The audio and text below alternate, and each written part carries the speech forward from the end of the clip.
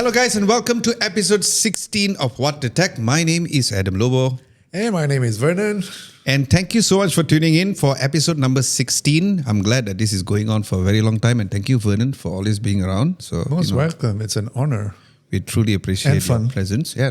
As long as we're having fun and of course delivering the news in a more fun way, I think that is very much important. Sure.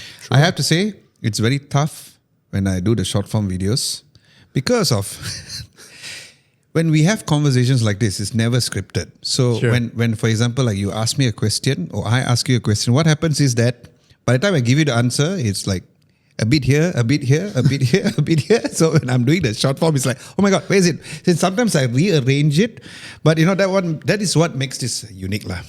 Okay, so for this week's tech news is a little interesting because of we have some very interesting news based on AI.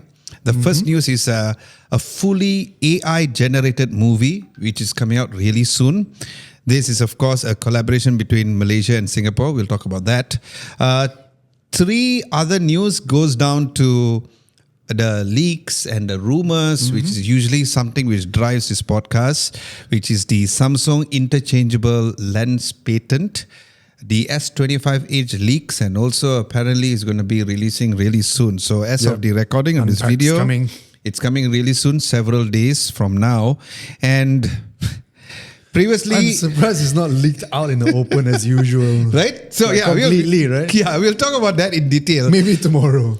Who knows? The fourth news is also a bit funny because suddenly out of nowhere, we are talking about iPhone 19 Air. Isn't it supposed to be 17? So now it's changed to potentially 19. I shook my head when I saw this. I'm like, I really? shook my Are we head. talking about this? Okay. Yeah, so we have to because it's still news in a way. But what I am really excited is to talk about our community segment, which is my favorite segment that we have on this particular channel. Why? Because, here's where we kind of get your overall input, and we had the community segment, right? So the community segment was based on whether or not you think which is better to be in a smartphone camera. If you had a choice, is it the wide angle camera, telephoto camera, or even the macro camera? We had 159 votes 1 day ago, which is good. So we love this feedback which is coming from all of you all. So yes, thank you so much. So I can't wait to talk about this because I would love to know your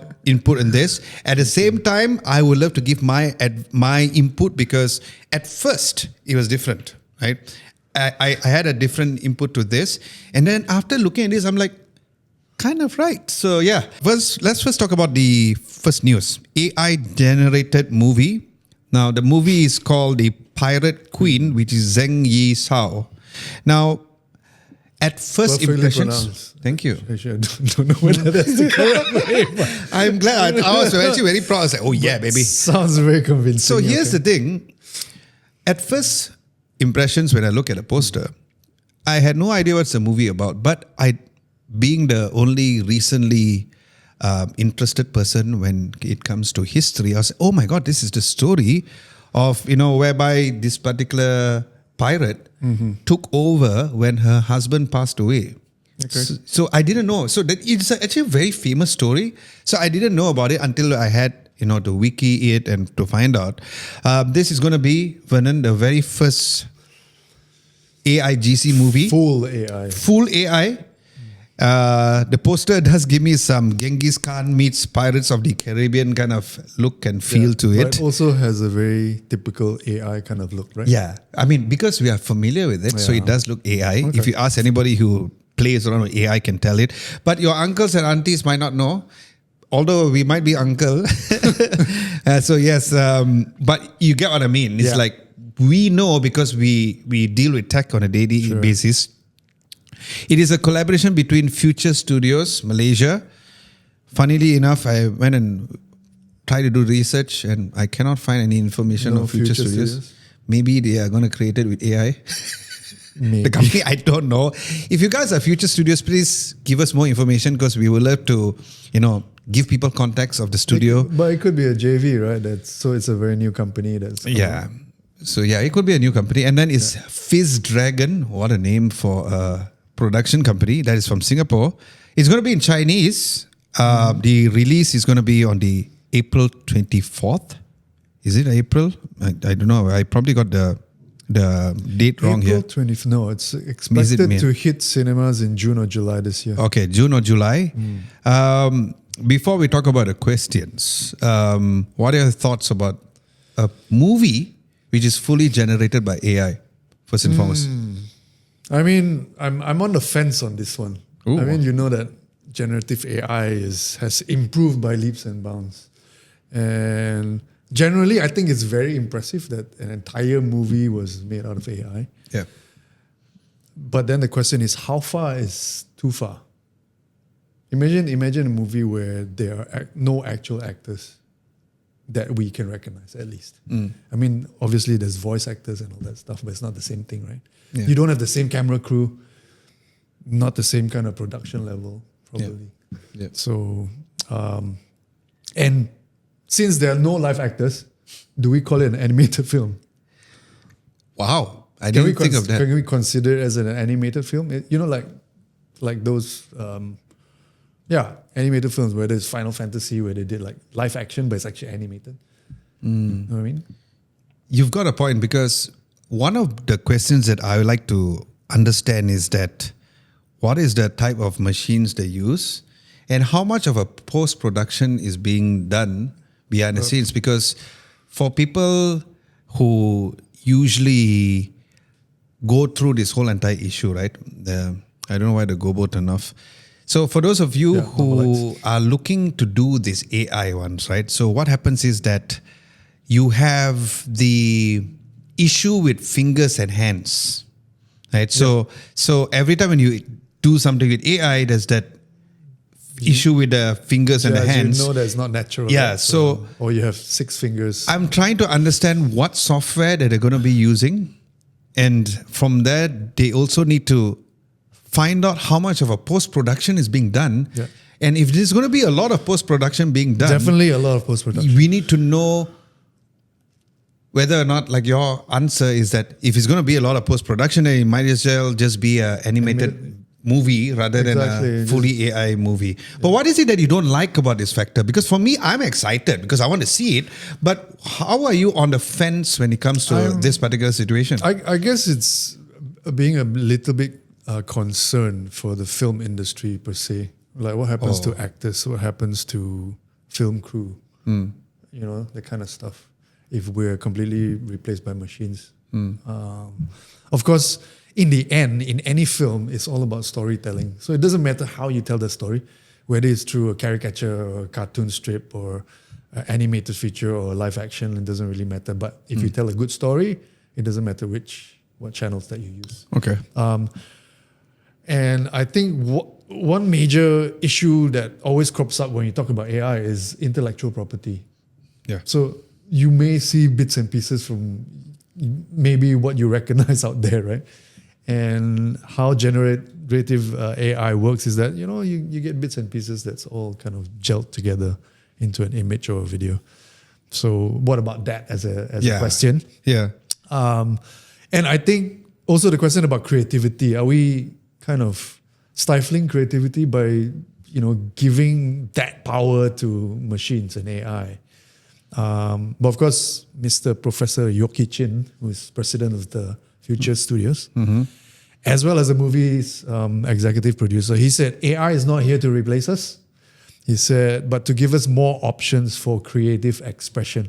I'm on the fence on this because there is truth in what he says, but it's also a double-edged sword. Yeah. That's what I feel. Yeah. That's also what Adobe said about AI and generative AI. Yeah. Look where Photoshop is now. You know, you can kind of take away graphic designers' jobs in some way. Yeah. But is there where we would really want to go? Yeah. I mean, aside from AI being just a tool, it kind of transcends that now. Yeah. It's getting a lot more advanced. Yeah. And you're going to see some jobs being kind of in trouble. So okay. That's the issue I have with okay. AI part. I think this also goes down to video editor's job, your graphic designer's job. I honestly feel like it's still not ready to replace jobs yet.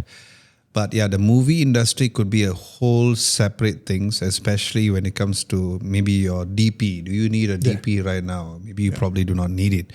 But there's so many questions that I feel is not being answered. Like, for example, how long did it take for them to make it? I cannot find any information online about that, because I would like to know, like, is it a bunch of prompts that they just use it? And how many prompts that it took for them to do in order to produce maybe in a one scene situation? Because we all know AI works with prompts, right? So that is one of the questions that I have. What machines did they use? Did they use a bunch of GPUs, and what type of machines? As a tech guy, I would love to know. We would love to know. At least we want to understand that part. Probably when they did the press conference, these questions were not asked. So maybe they should get people like me and you or Uma Gogler to come and ask the questions. I'm sure we'll be asking these kind of questions. What software did they use? I really want to know. Is it like they're already using Comfy UI, or they just use their own? Because now, there's this videos which is going around, which we are going to be doing a video on that, on how you can create your own AI model using the new M3 Ultra on the Mac Studio, which we have here in the studio. We just haven't tried that out. So these are the questions which I'm wondering, based on your research, and do you actually heard about what exactly software they're using and how long it took? No, not at all. I would be very interested to know. And I'm really interested to know the workflow and how this was executed. But yeah, I mean, it's the first full AI movie, and surprisingly coming from a Malaysian kind of Singaporean JV, not from because it's world's West. First. So this is a huge thing, right? It's not like, you would think that maybe, especially since this is based on Chinese history, you would think that, a Chinese company would do something like this. But I have to say, I'm proud that as a Malaysian and also Singaporean, our neighboring country, they decided to collaborate and make this together. I just wish that we had more information on this in order to have a proper context on what actually happens behind the scenes. How much of a post-editing needs to be done? Like, are you telling me like in a simple prompt and then you do everything? Yeah, so I'm sure it's not as easy as that, but but I'm really curious to know the workflow and how it's done. Maybe we can revisit this once. They might have another video that showcases behind the scenes and feature. It's a full-fledged movie. So, like for example, I was only recently introduced to "Falling in Reverse," the Ronald song, where it didn't look like green screen at all. I thought that certain parts were using, probably a set. But the whole thing was done in green screen. So it really shows how great post-production has come. But again, that's a music video. This is a whole entire movie. No actors whatsoever. Purely AI. So yeah, I guess... Pretty impressive.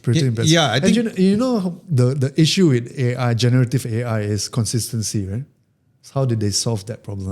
I'd like to know. Yeah, because like for example, just you generate something, so it just comes out like there's an apple and orange, and then you found out that the orange is not orange color, and then you tell to prompt it, the orange is not in orange, so it doesn't just correct the orange; it tends to also correct the whole thing. Exactly. That's the thing with AI, right? I've seen ads that were AI generated and they were pretty good. Yes, I've seen it too. That issue is always something that always crops up. Yeah, it doesn't matter, because if you can produce it once, you cannot. It's not repeatable. Yes, per se. exactly. Yeah. So so curious to know. I mean, what do you guys think? I mean, we'd like to know what you guys think about this movie and having a full AI movie. Stuff. I think this is pretty interesting because first and foremost, like I said, it's the world's first AI GC movie, and it is great that Malaysians and Singaporeans are doing this. But let us know whether you have any concerns about this, similar to Vernon. For me, I'm just eager to see it, and then we will judge it based on that news. You being a content creator and stuff like that, are you? What are your thoughts about AI and that encroaching into your, let's say, your creative flow and I still think that it's not ready. I really think AI is not ready to replace any job at all. I still am a firm believer that AI is only going to make our lives better, not replace it. We can use it to increase our speed of content creation, like with certain prompts, certain generation, but you cannot. So behind the scenes, I remember Mo was just playing around with thumbnails, trying to generate. half of the time it doesn't work. But when it works, It's it works. quicker, it's Photoshop Yes, skills. exactly. Yeah. Okay. So I am nowhere afraid of it being replaced. No way that I think that is ready to replace me, replace you, replace Lihud, replace Mo, replace Syed as a tech writer. No way. So I personally feel, I know some people are still very afraid. I do know like close friends like Lenora, she was freaking out, I remember. But as a friend, I told her, I said, there's nothing to be worried about because there are certain things which we don't want to really go into so much, but there are certain jobs probably, maybe like copywriter, maybe those kind of things maybe. But I think from a creative standpoint, there's only so much that AI can generate to completely eradicate people's jobs, for example. Yeah. Especially because, like you said, consistency. Because once it produces this and you ask it to correct something, it doesn't correct it. It tends to come up with a whole different generation. And give you another 3 options. And the biggest annoyance that both me and Mo also face is that the aspect ratio for ChatGPT specifically has been pain in the butt. Even though we specifically said create a 16:9 thumbnail, it creates a square. So yeah, I think it's not perfect. It's improving. But yeah. Not perfect. So that's the reason why I said that. I don't think we are at that point. Okay. So that would be for news number 1. The next news is based on Samsung. They have actually came up with a patent for a new phone with an interchangeable lens. Now, what's interesting is that the camera bump design looks different. It doesn't look like your S series. It looks like something totally new. And hence the name Edge, right? So I don't know whether this is going to be the Edge because it is just an interchangeable lens patent. That's something else. Sorry. Yeah, but also I like how the lenses are smaller, which means that it's a bit more pocketable compared to what Xiaomi or even the new Vivo the Vivo X200 Ultra. Then where you have the big lens and stuff like that. It's a cool innovation. I like that.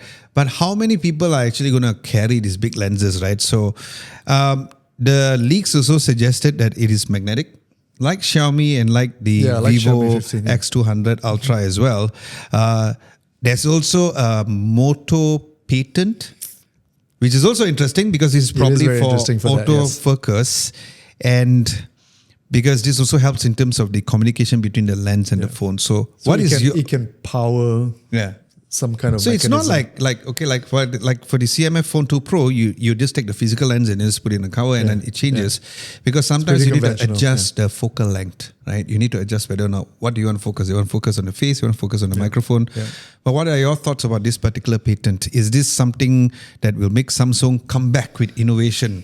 Because you know how they are slowly going backwards in terms of, not backwards, but left behind with the emergence of Vivo and the Huawei's of the world. Do you think that with this innovation that they can make a comeback on this? Or what are your thoughts about this whole entire thing? So the first thing is, I think makers or companies, they file patents all the time. So it's just to patent an idea, it puts it out there. And maybe it's to protect interests, I don't know. But sometimes it's just there. And patents don't necessarily transform into or translate into an actual commercial product. Very good point. So Apple does this all the time. Very good point. You will find plenty, hundreds, thousands of patents that Apple files. Yeah, I think Samsung is the same. But realistically, it looks like something that could happen. From an idea standpoint. And I do like the idea that instead of like a phone case, that something like a moment. Oh, yes. Moment has those interchangeable. The cover and This is coming stock from a phone manufacturer, which is nice. And it's another kind of a minor way of doing a modular phone, I think. So for something to kind of embark on that, it's interesting. It's something different. They won't be the first, obviously. Like you mentioned, CMF, Xiaomi, Vivo has done it as well. But yeah, it's nicer to talk about that than maybe AI. That's true. AI is getting boring. Yeah, I totally agree with you. But I think if there's any other companies who can do something like this. I have that trust that Samsung can do something like this. Can pull it off, yeah. Because remember, they are the first one who made the Fold. The first ever Fold was not only announced, but it was commercially available for everybody to use it. It wasn't a concept. So, do you feel that Samsung, having their track record of creating things that have never existed before, could they do this as soon as the S series next year, for example? I don't doubt it. I'm sure they can do it. I'm sure if they were really serious about it, it will probably translate into a commercial product. The question about not many people will probably buy a phone like this or of modular nature. I probably agree with you in that. I think it's great for enthusiasts in a way. It's very niche. I think it's also a bit cumbersome and bulky. So you're going to be carrying a different lens or different lenses with you. But again, it could be something that you want to replace your point and shoot camera with. Yeah, that's true. And you'll be able to just bring one device. I like the idea of them putting a magnetic, like a communication, which means that it is not just typically like what you said, the moment lenses where you're just taking something physical and just put it there, and whether you like it or not, you just have to get the right focal length. It could be a motorized tele zoom, right? So imagine that, like I said, I like the idea of it talking to each other. At the same time, I like the idea that the size is smaller. Yeah. So what you can do is like you can carry like something like you're carrying an earbuds case, right? Yeah. So you can put it on your right pocket, and then your phone can be there, and then you go travel and put it there, and then it could be like a zoom lens. You just imagine a small, like a small prime zoom lens go in front. Yeah. I think that would be kind of cool. In my opinion, I think if Samsung really goes ahead with this, I feel it could make an innovation comeback. Because remember, even though their Fold series is not the most wow fold at this point of time, but it's still one of the highest selling folds in the world because of the customer or the consumer's trust towards Samsung as a brand.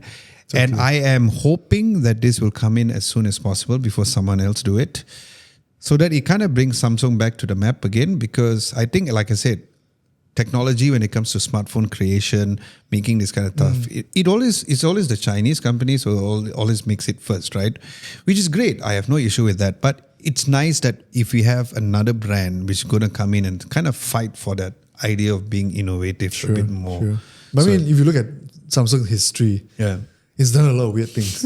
It's done a lot of, it's come out with cameras that have Android, which tries to be a phone, and they've done phones that try to be a camera, that kind of thing. Yeah, the first one to came out the different aperture sizes for the S9. We had the topic before. So so they've done a lot of things, and I think it's nice to be brave and a little bit brave and drive innovation. I think that's okay. It's okay to make mistakes. Sometimes it may not be have a lot of commercial value in that sense, but yeah, definitely makes it interesting, and that's why we're in tech, right? Yeah. How about the camera array? Do you like this new design, or do you feel like because it's a patent, that's why they don't want to give out too much?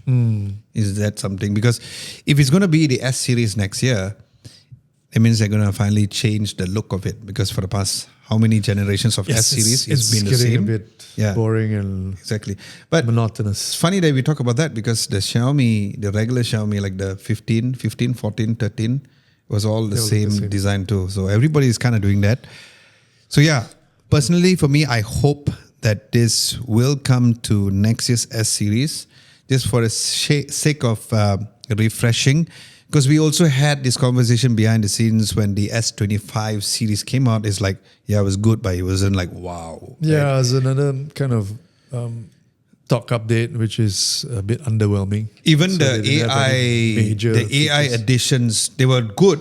Like the whole music separation thing, that was amazing. I just felt like it was not talked enough. Yeah. But that is just like maybe a couple, like 2 or 3 different updates only. So yeah, hopefully this comes to the S series next year. Speaking of Samsung again, the third news is based on leaked earlier. Yeah, which you kind of leaked earlier, which, to give people's context, is the S25 Edge leaks and launch. So I'll put it over to you. What are the current leaks, and what is the exact information that we know as of the recording of this video? Well, I don't know why, but I think we've talked about why manufacturers going back to that super slim obsession with having super slim devices. Yeah. So S25 is going to be super slim. The Edge, It's going to be, S25 Edge is going to be super slim and super sleek, and expected to be launched and unpacked on the 13th. Is it usual that unpack happens on the May of 13th or even in the month of May? Or is this a new unpack? Because based on my research and remembering, I don't think there's this May unpacked. Like, I'm actually not sure. Usually is early of the year for the S series, and then towards the end is the fold and the flip, and then the A series is not like a full-fledged unpack. Sometimes it goes. But this could be kind of like they're treating it like a different line, perhaps deviation from the main S25. Okay. I mean, it's still towing the AI line again. I mean, based on the leaks, it's still towing the AI line, and Samsung calls it an engineering marvel, which I probably won't doubt, because to make something so super slim and ensure that it's durable, I think that's an engineering I saw it feat. in MWC. It was on display, but we couldn't touch it. It looked good. It looks thin, like really thin. I think in the end of the day, like we always said, we need to hold the device, and we need to make sure software is fine. We need to make sure that the battery that you're using, we do not know whether or not it's going to be the silicon carbon But battery. apparently it's small. Yeah. It's less than 4,000 milliampere. So there is a little bit of a handicap, right? Yes. So what's happening, Mr. Mobile World? What's happening with the obsession with thin and handicapped devices? Come on, man. Very good point. So, according to the global live stream event, which was actually announced on their own newsroom, which is interesting. So, which means it seems like it is already official. You can tune in on 9 a.m. on Tuesday. And of course, if that really happens, and if that's the case, because you can see like official pictures are already been out, we will definitely talk about that. Nothing new, is it? Don't know. Especially with Unpacked. Yeah. And also, my biggest concern is whether or not is this going to be released in Malaysia in the first place? I'm sure it will be. Yeah, because It's just an important sometimes market. it's hard to say these days, because it's always where you expect this. It's same like we had a conversation about the CMF Phone 2 Pro. They go like, it's like how the Galaxy Ring came very late to Malaysia, right? So is this going to be one of those products whereby they're going to be country specific, or is going to be available globally? Because what you say and what we say about who's asking for this slim phone, so probably Malaysia or Singapore or this Southeast Asian market is not asking for a slim phone. So they can look at their data and say, maybe we won't sell it in Malaysia. We won't sell it in Singapore. So that could be something. Who knows? So the current specs that we have for the leaks is a 6.7-inch QHD AMOLED panel. We all know Samsung comes up with an amazing screen. Flagship specs. Snapdragon 8 Elite for Galaxy. It's nice that for Galaxy chipset, because it is true, when you do gaming, especially on a Samsung phone, which has the Snapdragon 8 Elite, it does wonders compared to the likes of the Poco F7 Ultra, which has the same chipset. I'm not going to talk about the RAM. That's typical. It's 12 gigabytes of RAM and 512 gigabytes of storage. I'm not confident with the high resolution 200 megapixel wide angle lens, because if this is the Edge series, I'm sure there's going to be some sort of a compromise. And also, if it's going to be so thin, I might be wrong, I don't think they can fit like a big 200 megapixel main lens. What do you think about that? I don't know. What's disappointing to me is like only 2 cameras. What's happening? That's true. And the battery is 3,900 milliamps, which is a concern. Yeah, it is. Again, it's a compromise, because with a device so thin, even with a silicon carbon battery, I think it's still going to be a handicap. They could have put more, because we all know how thin the silicon carbon battery is. Probably they didn't want it to have a similar Note 7 series issue to happen. We do not know. Let's not go there. Yeah, so probably that could be the reason why they were playing it a bit more safe, as opposed to putting it a lot of or big size of millions of battery. So that is the leaks that we have so far. You can actually head on to the newsroom. I hope it's still there for you all to see.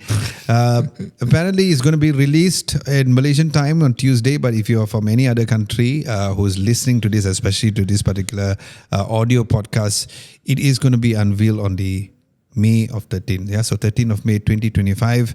That's 4 days away, and I'm pretty confident you're gonna see everything that's out there within the next 1-2 days. Yeah, I doubt they're going to do any like on ground It's a kind virtual of event. thing, right? Yeah, it's a virtual thing. Live so streamed. You can actually tune in for a live stream as well. So that would be Awesome. for that particular news, which is the third news of today. The fourth news of today. This one we're already laughing because of The best news of the day, you mean? So the iPhone Air. What's in the air today? What's in the air? Love is in the air. So when I saw this headline, it had to be covered. So I understand where side came from with this because it's still news here. So it actually comes down to he said, she said kind of thing. So previously, Mark Gurman said from Bloomberg, he said that, it's going to be iPhone 17 Air, which is this year. And remember I said that I don't think they're going to be releasing a brand new phone this year, meaning like a new Air model, probably with a change of the camera bump and all possible. So now the headline is iPhone 19 Air rumored for 2027, because 17, 18, 19, with a bigger screen. So that is apparently news. So 2 iterations away, they're talking about it now. Yeah. Okay. The reason why, Even before the 17 is because launched. there's another Nice. rumor that says that Apple might consider not releasing phones every year. So that's another rumor. So I find that more interesting than the iPhone 19 news. I know what I agree. mean? Yes, I Yeah. agree. So that breaks the cycle that's become so traditional, their release cycle. As if you were in Apple shoes, or if you are a product manager, are you in line, or are you encouraging these biannual releases instead of releasing a flagship every year? We had this question before. We didn't talk about it in the podcast because this is before the podcast was even created, our particular podcast. But what is your opinion on biannual releases? I think it's a very strategic move, and it adds kind of flexibility to the product lineup. You kind of be able to adapt to the change of the market better. So I'm not sure what Apple has up its sleeves, but I think it's a break of tradition, pretty much. And I think one of the things that was mentioned in the article was that it prevents the Pro models to be overshadowed by the standard iPhones, which kind of makes sense. Okay. Kind of makes sense. Okay. Yeah. But what the report said was also that Apple is expected to dramatically change its Pro lineup or redesign its Pro lineup in 2026. I'm not sure how it looks. Yeah. Maybe it looks like an But- iPhone 17A. I'm also eager to find out, and I would love to have your thoughts on this. If they were to do these biannual releases, how about the numbering though? Like, That's a good point. Yeah, so imagine that if they're going to do this biannual, Maybe so is it going to 17.5. follow? Yeah, so how are they going to follow? So like, okay, if you're saying iPhone 19 is 2027, so iPhone 18, if they are not going to launch anything, so is iPhone 18 not going to even exist because they want to follow the exact thing, or they're going to, it's No, I think it's still going to be sequential. like, okay. Yeah. Doesn't make sense otherwise. Exactly. Yeah. But it's harder for people to understand the exact year. So like, for example, S25 is year 2025. You get what I mean? So then people might think, it's same like the iPhone 16e. And I never thought about it that way Yeah. in terms of year. Yeah. Because So- I thought it was always sequential, although they skipped some versions, right? Yeah. Some numbers. I guess Apple didn't really care about that. That's why like even the iPhone 16e, but remember the iPhone 16e, if they didn't care, they wouldn't call it an iPhone 16e. Yeah. They will call it maybe an SE 4 or 5. The latest one was supposed to be, I think it's 4. Yeah. But I think they really wanted to unify the product line. That's rather true. to have Yeah. something divergent like Yeah. the SE, which was like an oddball, right? Yeah. It was a good oddball. Correct. I miss it. I think they should still have it. Yeah. We had this conversation. Yeah. And I still think that they really should still have the SE. Yeah. But yeah, I mean, Apple's trying to push everyone up the chain so that we buy more, more expensive. But because it's going to be released models. on year 2027, which is 2 years from now, it does sound maybe a bit more believable to me.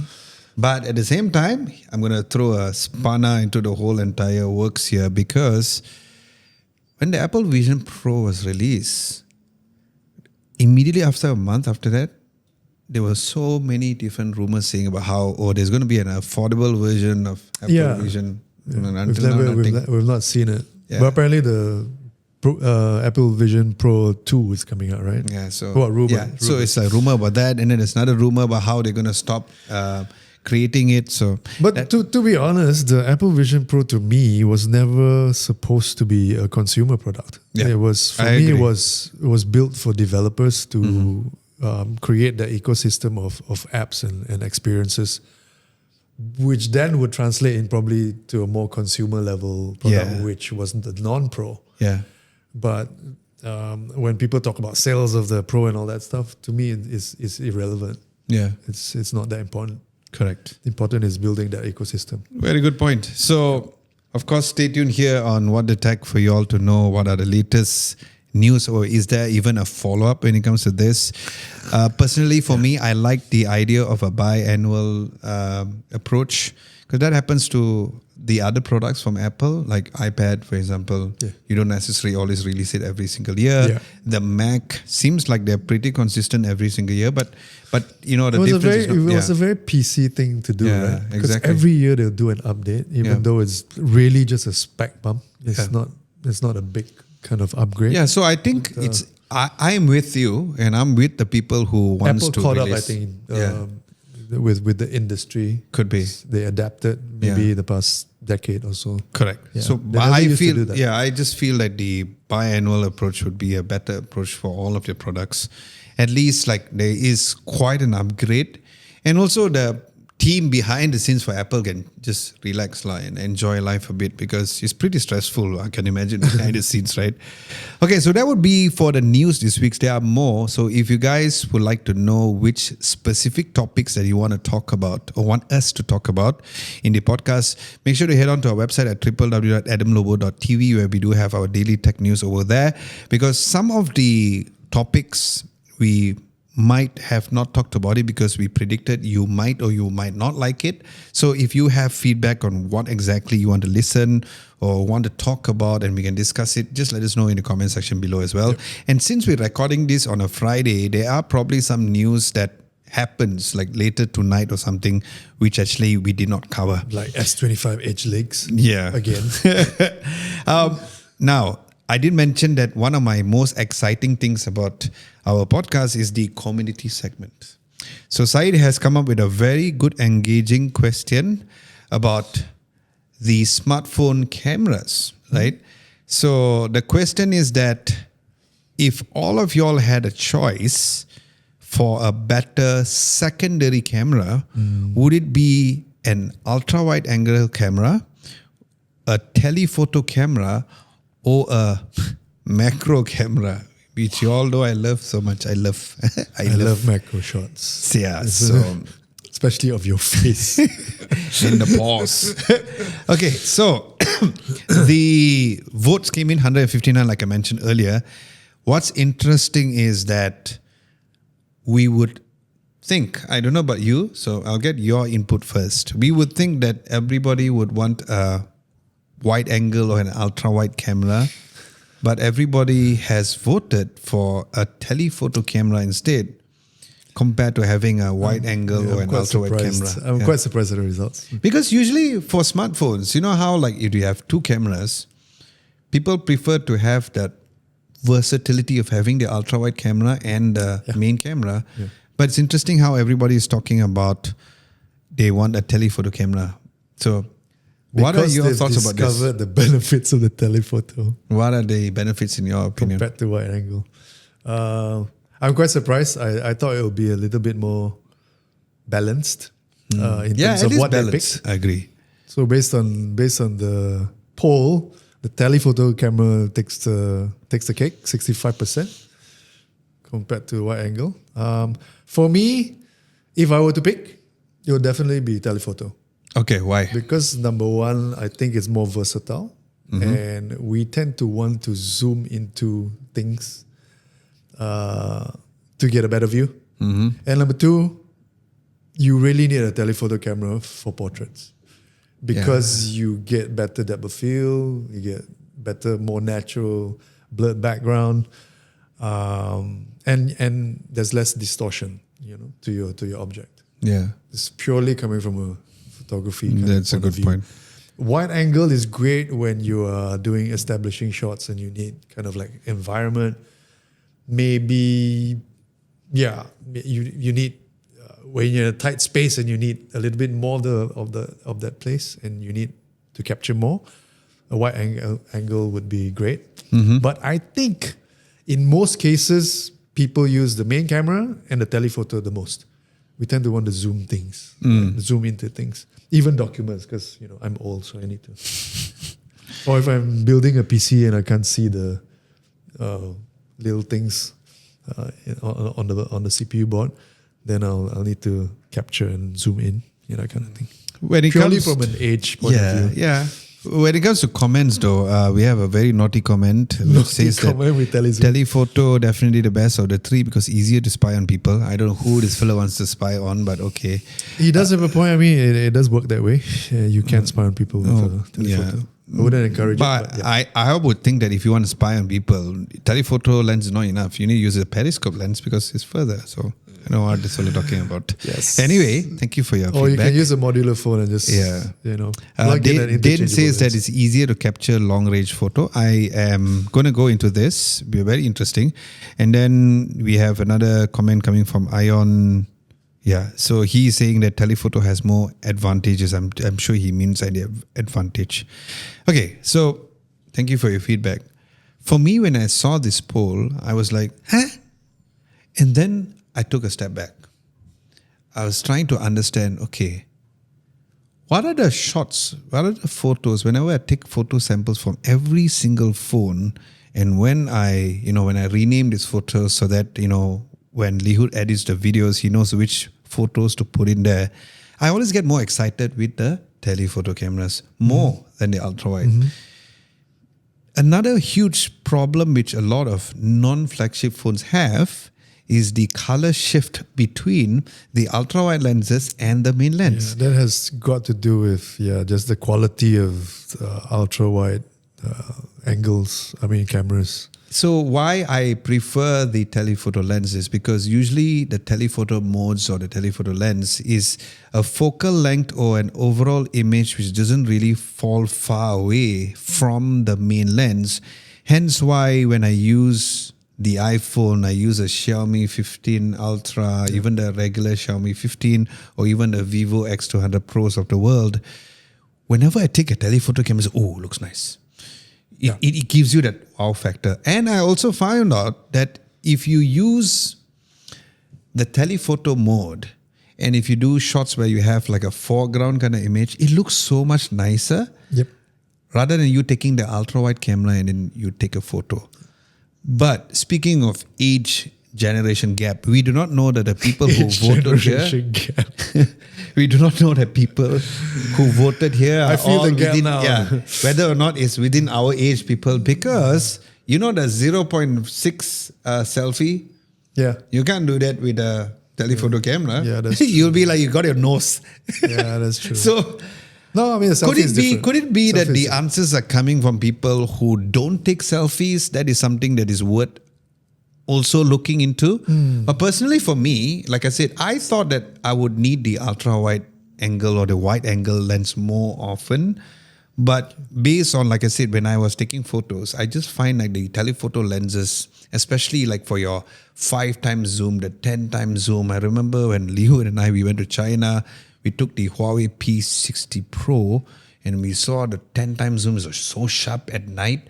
And it gives us a more wow factor than, oh my God, look at the ultra-wide camera. There's no edge distortion. You get Yeah, me? Again, I'm having problems in distortion. But So do you think that it's because an age thing, or you feel like even though your people who like to take your 0.6 selfies is dying off, I don't think it's an age thing.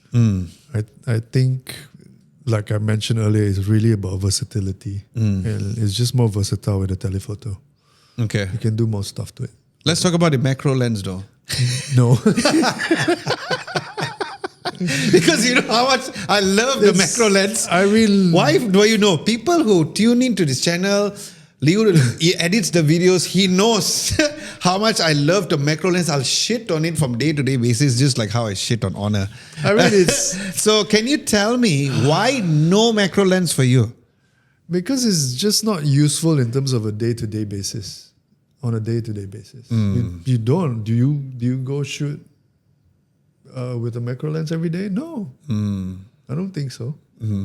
Okay. I think it's a nice tool for creative expression if you like taking maybe bugs or leaves or flowers or stuff like that, or maybe textures, because I think some of the macro lenses are really good. Of ice. Yeah. Some of them are really good, very impressive. Even the iPhones are really good at macro photography. But you see, like for the iPhones of the world, useful? No. for the iPhones of the world, they are not using a dedicated macro camera anyway. So that's why my argument is that if an iPhone, you don't need a dedicated one, because if the iPhone don't have a dedicated macro lens, or even the Vivo doesn't have a dedicated macro lens, but they use their image processing and they use different lenses to have that thing. So like for example, the Xiaomi 15 Ultra, it uses the telephoto lens instead of using the ultra wide lenses to go with the macro mode. Hence why that their macro lens is about 70 mm. 70 Apple's mm the same, right? The iPhone is kind of similar too, right? Uses a telephoto. So you use a different lens. So for me, the idea of not having a dedicated macro lens is the way to go, because image processing is so important.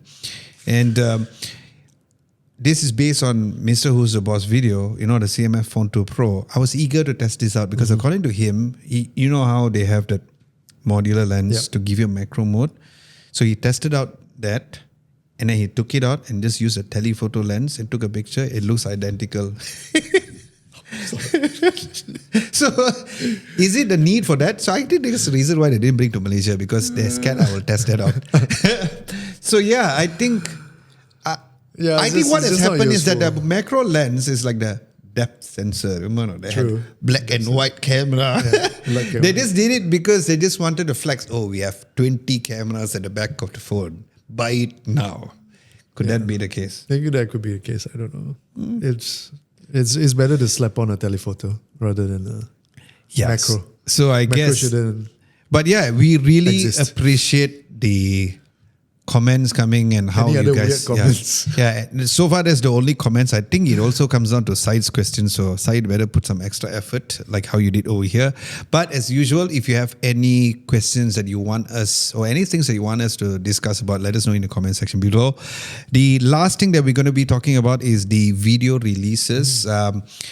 It was supposed to have more videos this week, but there is a particular brand of videos we're supposed to release. The whole launch was postponed, so we had no choice to push it next week. So next week you'll find out.